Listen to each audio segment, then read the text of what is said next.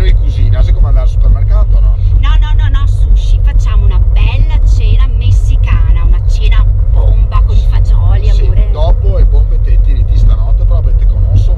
Ma guarda, sai cosa mi è venuto in mente? Una bella pericena, cosa ne dici? Con il prosecchino millesimato, gli spuncioni, L'ape le cosa? Ma che mi dà ape, conosco qui a Piaggio. Ma non si può andare in osteria veneta normale, con il musetto capoenta, uno stracotto del musso, non lo so. Ascolta, ma secondo te io sono una da musso? Beh, guarda, ti non lo so, mi di sicuro si nego do, uno se sta macchina e uno TCT.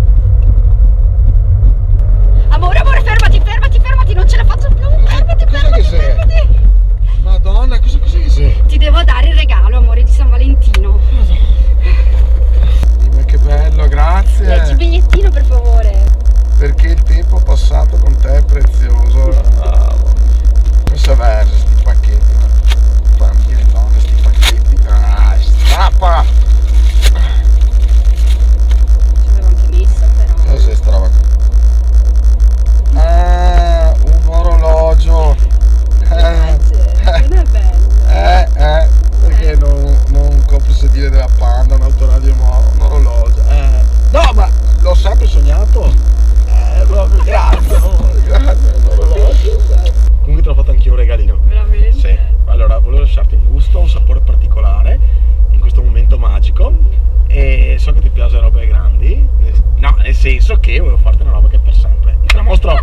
Guarda che ho lasciato anche il pacchettino originale. Ma è un salame? Ma no, sta imbriaga, questa è una soppressa. Ma è uno scherzo? Ma no, questa è una soppressa nostrana, quella con muffetta bianca e verde. Guarda che questa è buea fora e porsea dentro. Vabbè, mia moglie è tutta mia. Questa sì, che sei un bel San Valentino.